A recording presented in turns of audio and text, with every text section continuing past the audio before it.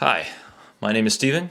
I'm a barista, and today we're talking about this, the xBloom Original. It's an automated pour-over coffee brewer. I realize that it has been out on the market for quite a while, and that the next iteration of the xBloom Studio has already been out for a few months. Don't worry, we will touch on that as well. Just to get this out of the way, this is not a batch coffee brewer. It makes 1 cup of coffee at a time. What makes the xBloom special is its programmability. With my phone and the xBloom app, I have near full control over how the coffee is brewed.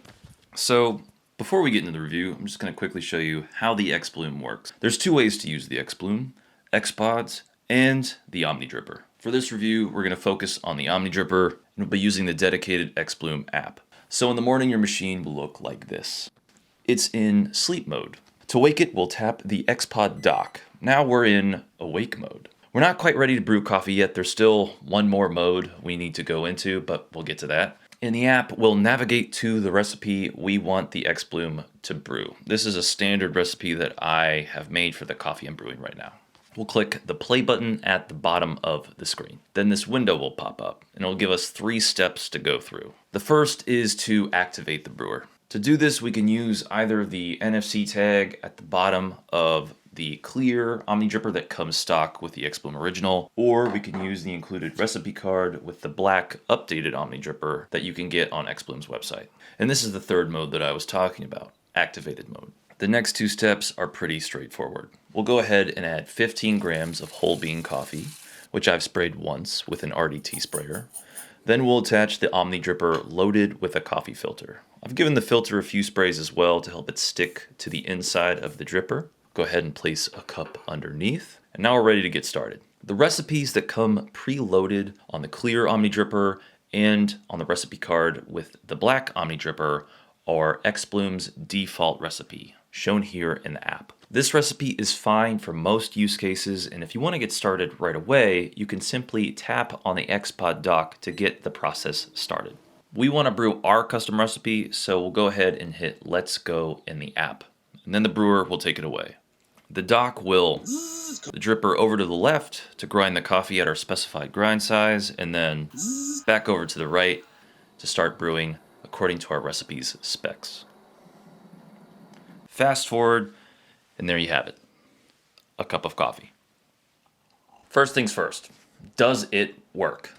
Yes, it does. It works really well at what it does. The app also works very well. I know specialty coffee brands are infamous for making apps that aren't truly functional. This one, for the most part, works very well.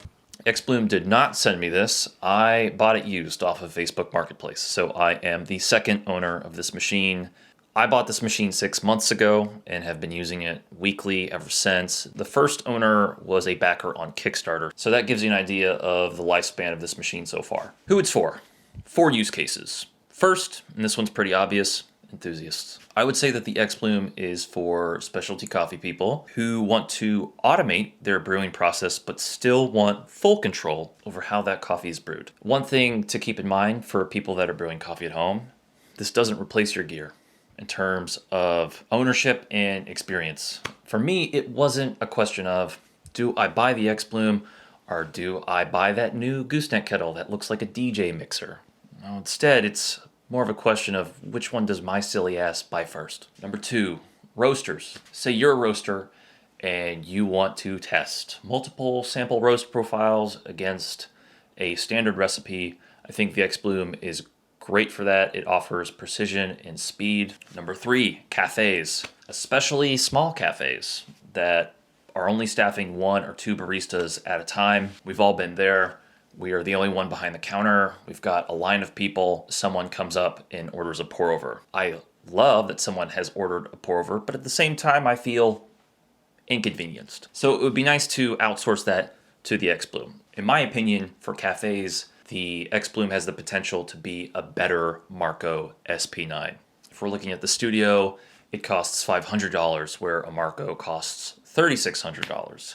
It comes with a suite of recipes. It doesn't need to be frequently recalibrated, and most importantly, it doesn't break all the time. And number 4, workspaces. Let's say you're the owner or the manager of a shared workspace and you want to offer specialty coffee in an easy to use and easy to clean format, I think the xBloom is perfect for that as well. Things I like. Number one, the grinder. The grinder is a 48 millimeter titanium nitride coated heptagonal conical burr grinder. Anyway, it's great. It's got a consistent particle size. It makes solid cups of coffee. One spray of RDT is enough to make it nearly mess-free. Is it the best grinder? No. I would say that what it gives you in roundedness and balance and body in the cup, it sacrifices a bit of clarity, a bit of separation. I love the cups of coffee that I get out of this thing, but I do find that they lack a certain bounce, a certain brightness and acidity. Other than that, great.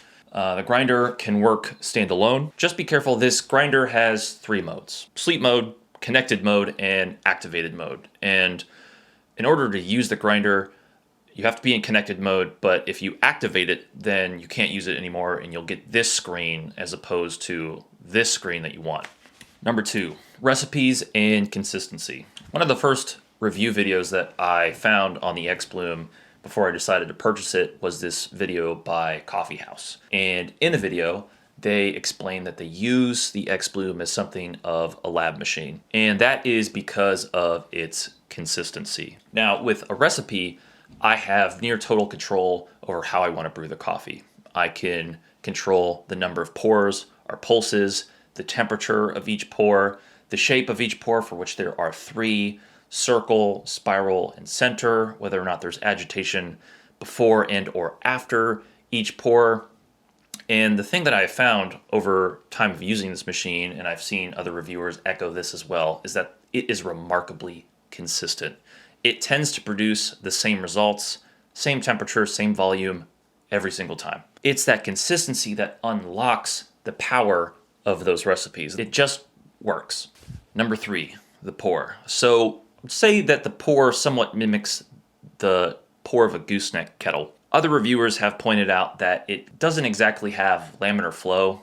If you want to know why laminar flow is important for a gooseneck kettle, please check out this video by Ramsey. Great video, really breaks it down. I would argue that the pour by default does offer more agitation than your typical shower screen. Number 4, the design. I like the build. I like that it is tall and it's thin. I like the tower shape. I like that. I love the build quality. There's a ton of aluminum and hard plastic here. It's very robust. It's heavy. One thing I love about the xBloom is that it offers elegant solutions to the problems it's trying to solve. So, for example, the solid state brewer. It doesn't have any moving parts. It uses a series of contacts to pull the water electrostatically. Each contact receives a charge, one after the other, and that's how you get the spiral motion. Second, the rail. The rail has a load scale sensor in it, so it can sense when either the xPod or the Omni Dripper are too full of water, and it will break up the pores. One thing I like is the water tank. I know you're thinking. I'm going to turn this around real quick. Hold on. Okay, here we go. And yes, I'll admit, like anyone else, water tank is small. But I want to draw your attention. If I lift this out and I turn it around, when you look in the tank, there isn't a little floaty thing like you might find in like Breville machines. You'll see that there are 2 metal pieces right here. And so this is my guess, this is my theory anyway. I don't know if this is actually how this works, but I am theorizing here that the way the machine senses how much water is in the tank is via these contacts through their electrical resistance. So water is generally considered to be more capacitive than air, meaning it can store more electrical charge per unit of volume. If that is indeed how it works, then that's a super elegant solution, and I love that. If it's not, then someone from xBloom, please correct me. Things I don't like. We're going to start with the water tank again. So obviously it's small. On the original, it only holds enough water for 2 coffees. On the Studio, 3 coffees. Now the Studio can be plumbed in, yes, but one other thing I'd like to bring attention to is that there's this narrow channel right here that the water tank slots into, and it's just too small for me to put a Q-tip in there and try to clean out any water that might fall in. So I do worry about the possibility of mildew or scale building up in there. I'm gonna go ahead and put this back in. Perfect. Second thing I don't like, pods. I've never used pods. Nothing against them. They are convenient, but let me explain. 2 reasons. The first is the shipping and lead times. If you look at the roast to order schedule for pods on their website, pods go out the second Friday. It's not that they're not fresh, because coffee needs more time to decaf than you might think, but they're certainly slower to get to you than if you just ordered the coffee straight from the roaster. The second is the price. Let's use Onyx Coffee's Southern Weather as an example. Let's say I buy a pack of Southern Weather pods from xBloom's website. They come 8 to a pack, 15 grams each, for a total of 120 grams for a price of $16. That's $2 a serving. A 10 ounce or 283.5 gram bag of Southern Weather straight from Onyx's website costs $19. If I divide 283.5 by 15, I get 18.5 servings. Really, it's 19 because you know they're going to have more coffee in the bag than less. So then that comes out to about $1 serving. That's half the price. Instead of buying pods of Southern Weather, I can just buy Southern Weather straight from Onyx, get it faster, and get it for half the price. There are 5 pod recipes that are kind of built into the app. Southern Weather is one of them. So I can just use that recipe and get the exact same result. Number 3, and this is probably my biggest gripe with the xBloom so far. I'll explain. The NFC tags in recipe cards. Okay, so every pack of pods that you buy off of xBloom's website, they come with a recipe card. Each card is unique to that coffee. These recipe cards, while they're readable, they aren't writable. So when you go on the website and it says that the card is programmable for up to 16 profiles, well, that's kind of BS. Going back to those 4 use cases, for enthusiasts, this is fine. You know, people at home, they can use their phone. Or if they live in a household, yes, the xBloom can be controlled by more than one phone. But for more than 2 or 3 people, what you really need to do is have a recipe card. But because they're not writable, then that means the use cases of roasters, cafes, and workspaces are kind of not feasible. Okay, now here's the thing, is if you don't have a recipe card, you can't use the machine. So if you happen to own the Pelican case for this and you took it on the road with you, but you forgot a card, well, congratulations, you're SOL. You can't use the machine, you can't brew coffee. I'm going to talk more about the NFC cards later, but for now, let's move on to the next thing I don't like. The rail has a load scale on it, and that is great. So if you make a recipe and you have the grind set to fine, or you don't program in enough pours, the rail can sense that the dripper is about to overflow and it will break up those pores. But it doesn't notify you of when this happens so that you know to make changes for the next time. Number 5, there's a little light here that comes on when each pour is happening. It comes on for circle and spiral pours, but not for center pours. Number 6, I can use the grinder by itself, but I can't use the brewer by itself. Now, on the studio, you can do this. And the funny thing is that there's been a new app update. When you go to create a recipe, it gives you the option of toggling the grinder on and off, even for recipes that are for the original, but it doesn't actually work. I did try it. Number 7, longevity. So when you think about it, I don't really know how long this thing is going to work or how long it's going to last before it needs repairs. And that would not be a problem if it weren't for number 8. Customer service. Along with the website, there's also an active Discord community of users of the xBloom and moderators that work for xBloom, and there are people that are part of the customer service team. And there's one person that posted recently and they said, hey, my xBloom original is leaking out of the bottom and I tried to contact customer service. They said they would be gone and now 3 weeks have passed. What do I do? And then there's my own experiences. So when I first started using the xBloom, I reached out about an initial question and I got a reply, which I then replied back to, and then nothing.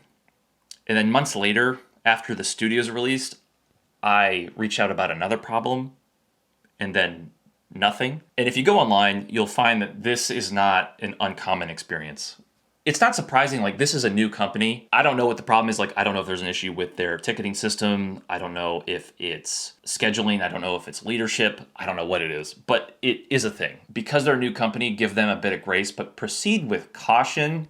Number 9, the Omni Dripper. So the xBloom Original comes with this clear dripper, and this had a tolerance problem. And so it sits forward just a little bit, causing a slightly uneven brew. Now, they fixed this with the new updated Omni Dripper.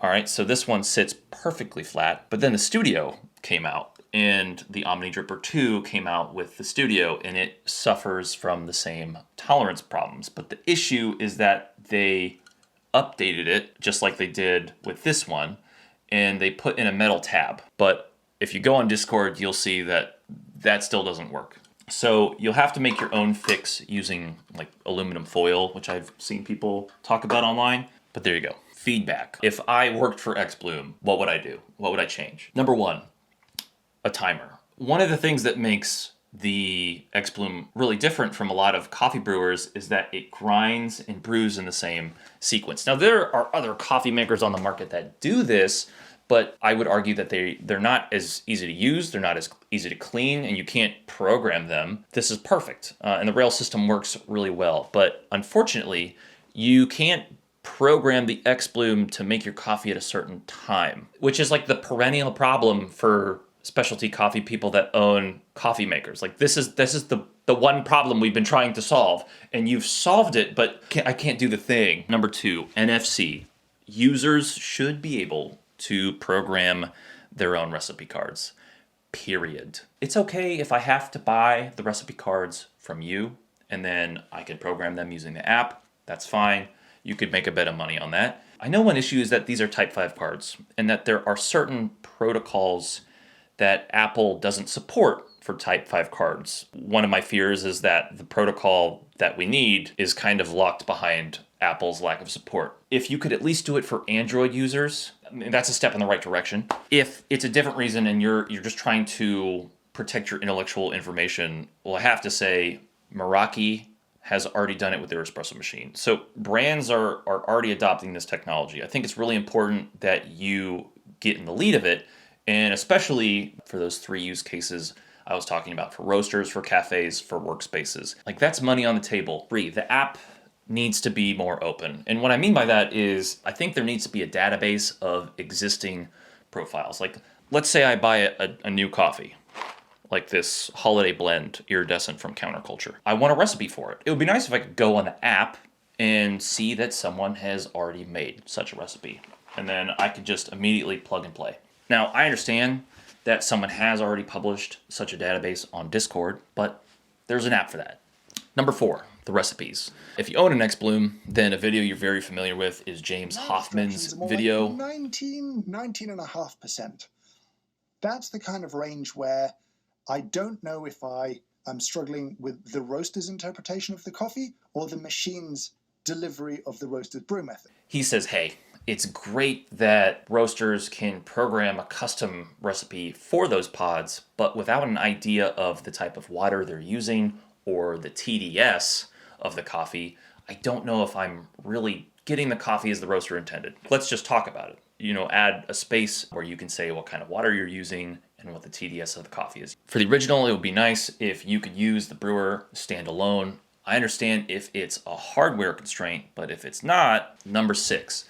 If I was the company and I was thinking about, okay, what's my next move? If we look at the Studio, then we see that we already have a suite of products that work with a dedicated app. And so if we just break those apart and sell them individually, you have a great grinder, and the grinder has great features. I do think you need to make a coffee maker with a standalone brewer, because the comparison's always made of like, okay, the xBloom's more expensive because it has a grinder, and I already have a grinder, so I'm just looking for a nice brewer. But if you offered that brewer, then I think that would incentivize more people to buy into the xBloom platform. And then lastly, a scale. I think there needs to be a larger model, like one that can do Chemex size brews, something like a small batch version. And then I would love a metal or a commercial version of the Studio. Conclusion. Okay, so When I bought this thing 6 months ago, it was kind of in the hopes of making a quick video for channel fodder and then selling it and moving on with my life. That didn't happen. Kind of fell in love with it. It has a certain magic that I fail to describe.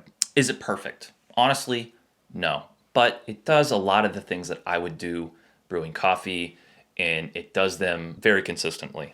Should you buy one? Yes and no. If you're simply in the need of a nice coffee maker, chances are you put nice coffee in, you're going to get nice coffee out. And so I would instead recommend one of these three: a Technivorm Mocha Master, a Ratio 8, 6, or 4, or a Wilfa Smart. For the first use case, enthusiasts, people at home. If you only need to brew 1 cup of coffee at a time, if you're one person, or if you're part of a couple and you can brew like 1 cup after the other, and you really want the control and consistency the xBloom offers, then I would recommend an original. If xBloom gave me any confidence that they were going to support the original going forward in terms of service, replacement parts, and potentially finding some way to update the software, the firmware of this thing. 2, the brewer could be used standalone, and 3, it came down in price, because honestly, the Studio has more features and it's $200 cheaper. My other fear with the original is that for the Studio, they've kind of moved on from the solid state tech, and now they have what is called a kinematic brewer. The way that I translate that is that they're not supporting the solid state tech anymore. They're not investing in it. So if your solid state brewer breaks, what are they going to do? And then I would recommend an xBloom Studio if same things as above, and if the Studio came in a metal version and you could choose between the two, because honestly, as far as long-term ownership is concerned, I prefer the build quality of the original. And if the tolerance problems with the Omni Dripper will be addressed. And then for roasters, cafes, and workspaces, I would recommend the Studio if the recipe cards are writable. That's the biggest gripe, is like the recipe cards, they just, they need to be writable. My last note is, I think xBloom, they're a company that I'm interested in seeing succeed, because it's clear that they have made a very cool product. They have thought a lot about what goes into it. It's a bunch of like really cool things that are neat on their own and very cool when they're all together. Thank you for watching. If you have any questions, leave a comment and I'll try to get back to you. I can't promise I'll get back to every single comment, but I appreciate you watching the video and I appreciate comments when they are left. So thank you. I'll see you in the next one. Peace.